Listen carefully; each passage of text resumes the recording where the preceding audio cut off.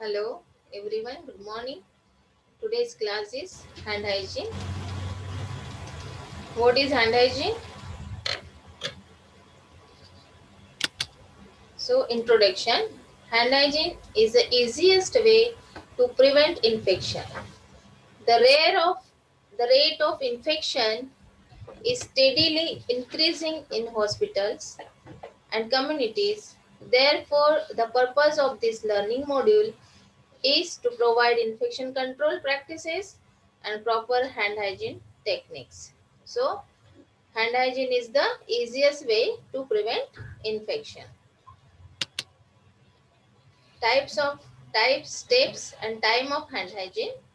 So, types of hand hygiene: routine hand washing, alcohol rubs, hand surgical hand antisepsis. Then उसकी steps है 11 और time है 40 to 60 seconds. Next है alcohol hand rubs, 8 steps for hand rub and 20 to 30 seconds for timing. Surgical and antisepsis, depending on the facility protocol, or 3 to 5 minutes. So how to hand wash? This is the steps of hand washing, and there is 11 steps for hand washing. Next, how to hand rub, and this is the steps of hand rub and 8 steps of hand rub. This is surgical antisepsis and use होता है कि operation theatre के अंदर, और जो doctor surgery करते हैं उनको 3 to 5 मिनट्स का टाइम होना चाहिए, और या तो फिर हॉस्पिटल का प्रोटोकॉल जो है उसको फॉलो करना चाहिए. पर्पजेस ऑफ हैंड वॉशिंग, उसके उद्देश्य क्या होते हैं कि removes dirt and soil from hands, अपने हाथों के ऊपर जो धूल मिट्टी होती है उसको साफ करना होता है. Next is reduces cross contamination, यानी कि एक दूसरे को जो अपने हाथों के द्वारा इन्फेक्शन होता है उसको कम करना है. Third is reduces risk of hand acting as carrier of disease, क्योंकि आपके हाथ ही जो है जो इन्फेक्शन को बढ़ाते हैं और उसका हाथों के द्वारा ही इन्फेक्शन होने में बढ़ावा मिलता है. Fourth is break the chain of infection spread, जो भी इन्फेक्शन है उसको अगर स्प्रेड करना नहीं है तो आप लोगों को उसको ब्रेक करना होता है, जो कि हैंड वॉशिंग के द्वारा होना चाहिए. Prevent nosocomial infection. So what is nosocomial infection?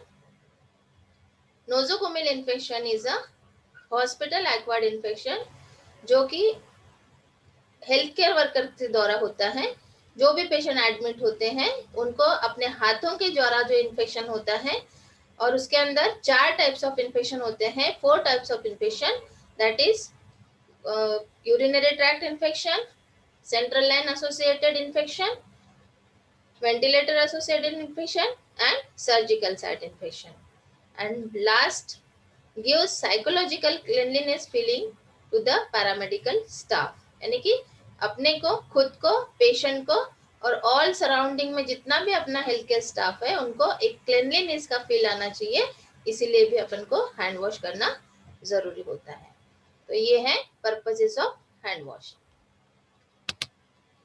Why hand hygiene is important? क्यों इम्पोर्टेंट है?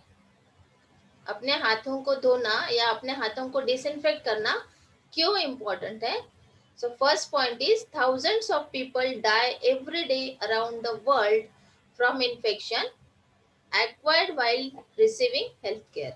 यानी कि जो भी पेशेंट एडमिट होते हैं उनको अपने हाथों के द्वारा जो इन्फेक्शन मिलता है उसकी वजह से उनका मोर्टेलिटी रेट बढ़ता है, देन उनका लेंथ ऑफ स्टे बढ़ता है, और हो सकता है कि अगर उनको ज्यादा इन्फेक्शन हो गया है तो उनका डेथ भी हो सकता है. इसीलिए इसको कम करने के लिए, इस रेट को कम करने के लिए अपने को इसका इम्पोर्टेंस समझना चाहिए और अपने हाथों को वॉश करना चाहिए. Next is hands are the main pathways of germs transmission during the health care.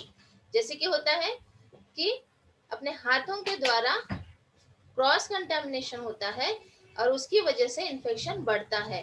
तो अपने हाथ ही है जो एक वेक्टर का काम करते हैं, एक व्हीकल का काम करते हैं कि एक जगह से दूसरे जगह में इन्फेक्शन ले जाते हैं। इसलिए अपने हाथों को धोना जरूरी है। Third is hand hygiene is therefore the most important measure to avoid the transmission of harmful germs and prevent healthcare associated infections। यानी कि जो भी हॉस्पिटल के अंदर पेशेंट आते हैं, अगर उन पेशेंट को अपने हाथों के द्वारा अगर इन्फेक्शन नहीं होना है या किसी हार्मफुल जर्म्स को एक पेशेंट से दूसरे को नहीं देना है, तो इसके बीच में आप लोगों को हैंड वॉशिंग का या हैंड रब का जरूरत होता है। और इसीलिए ये इम्पोर्टेंट है कि आपको अगर इन्फेक्शन नहीं देना है किसी तरीके का या फिर माइक्रो ऑर्गेनिज्म को नहीं फैलाना है, तो आपको हाथों को धोना जरूरी है। This brochure explain how and when to practise hand hygiene. यानी कि इसके ऊपर से आपको समझ में आ रहा है कि कब और कहाँ आपको हाथों को धोना चाहिए। Then who will perform hand hygiene, किसने किसने इसको करना चाहिए।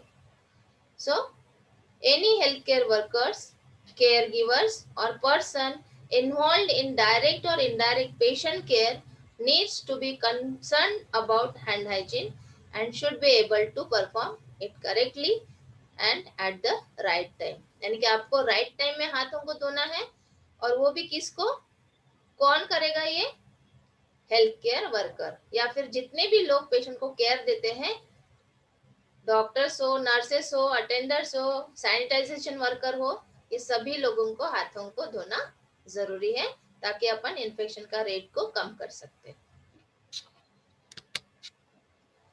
Then how it should be done, कैसे करना चाहिए।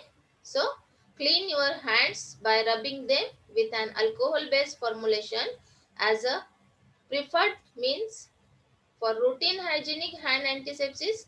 If hands are not visible soiled, so it is faster, more effective and better tolerated by your hands than washing with soap and water using hand hygiene steps। कैसे धोना चाहिए, जैसे कि आप लोगों को जैसा सोप एंड वाटर से धोना टाइम है तो आपको सोप एंड वाटर से धोना चाहिए। अगर आपके हाथों में कोई डर्ट नहीं होता है तो आप हैंड रब कर सकते हैं, but best way to wash your hands with soap and water. Then कब करना चाहिए, तो इसमें आता है अपना 5 moments of hand hygiene. Then when it should be done, this approach recommends health care worker to clean their hands. कब कब करना चाहिए, first is before touching a patient, next second is before clean और aseptic procedures, third is after body fluid exposure or exposure risk, fourth is after touching a patient, and fifth is after touching patient with the surroundings। So this is the 5 moments of hand hygiene। So care your hands also, जब आप patient को care देते हो तो आपके हाथों को care भी लेना आपको जरूरी होता है। तो आपको अपने लिए क्या करना चाहिए, first is take care of your hands by regularly using a protective hand cream और लोशन एट लीस्ट डेली। यानी कि आप जब केयर देते हो पेशेंट को, हाथों को धोते हो, तो आपको खुद के हाथों के केयर के लिए भी आपको हैंड क्रीम या लोशन लगाना जरूरी है डेली एक बार। Next is do not routinely wash hands with soap and water immediately before or after using an alcohol based hand rub। आप जैसे कि हैंड रब करते हो 8 स्टेप्स वाला, तो उसके तुरंत बाद आपको सोप एंड वाटर से हाथ नहीं धोना है। Third is do not use hot water to rinse your hands, यानी कि आपके हाथों को गर्म पानी से नहीं धोना चाहिए। Fourth is after hand rubbing or hand washing, let your hands dry completely before putting on gloves। यानी कि अगर आपको ग्लव्स का इस्तेमाल करना है तो हैंड रब करने के तुरंत बाद या हैंड वॉशिंग करने के तुरंत बाद आपको ग्लव्स नहीं पहनना है। आपके हाथों को पहले ड्राई होने देना है और उसके बाद आपको ग्लव्स पहनना चाहिए, अदरवाइज आपके हाथों में इरिटेशन आ सकता है, इचिंग हो सकता है। So please remember, do not wear artificial fingernails or extenders when in direct contact with patients. जब आप पेशेंट को केयर देते हो तो आपके जो नेल्स है उसको ज्यादा बढ़ा के नहीं रखना चाहिए, शॉर्ट्स होना चाहिए। कीप नेचुरल नेल्स शॉर्ट्स, या फिर फिंगर नेल्स को नेल पॉलिश का इस्तेमाल नहीं करना चाहिए। Clean care for all it's in your hands. Last slide, clean hands save lives. So आपके हाथों को धोते रहो और पेशेंट को इन्फेक्शन से बचाओ। Thank you.